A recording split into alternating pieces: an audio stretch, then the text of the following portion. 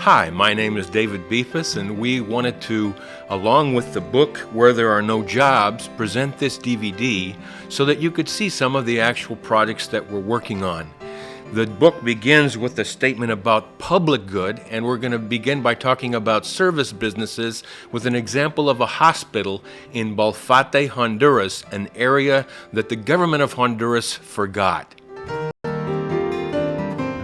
I have found that here, as in a mission setting, that we have the time, though the medical practice is busy and stressful, we still have the time, we do have the time to have a part in ministries in the lives of people.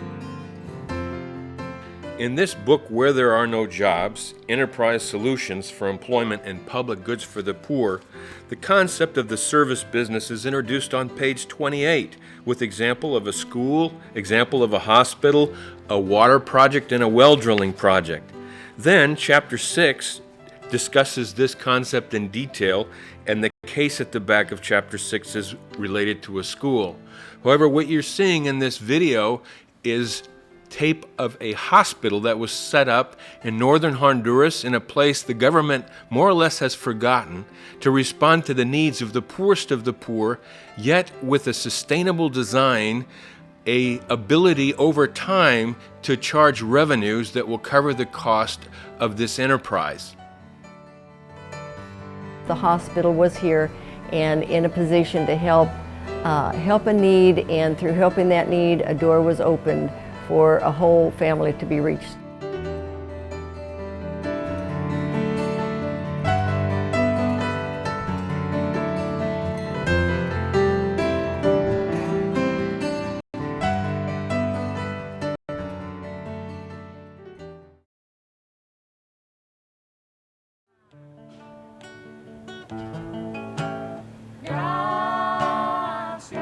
Perhaps a more common example of the public good service business is a school. In so many places in the world today, the governments on paper are supposed to provide education, but in practice, the tax base, the revenues do not allow for this to happen. And so many organizations are setting up primary schools, secondary schools, even graduate schools on a service cost basis. And what you're looking at in this video is film from a school in Cartagena, Colombia, a school that was created to serve the needs of the people on the northern coast of Colombia. In the book on page 83, there's a case of another such school that was started in Costa Rica, just a response to the needs of the poor in the area where the people lived. I left a 25-year high-paying educational job to move into a barrio in Paraguay to help set up a school.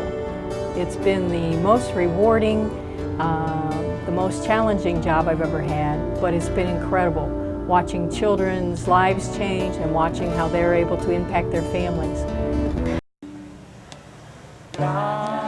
The case of this school in Cartagena, Colombia that you're looking at is an interesting case because it began as a completely subsidized project and then over time had to move to a project where all the students paid.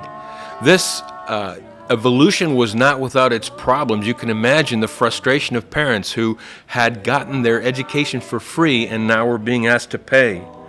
But it is necessary to move in this direction with so many projects like this because there are no longer donors who are willing to support them. As the book says on page 88, the government must provide the enabling environments for serving the poor. This is a concept that is in theory, but in practice, the government no longer is able to provide these services for the poor, and the only way to offer these public good is through a business-style arrangement like the Colegio in Cartagena.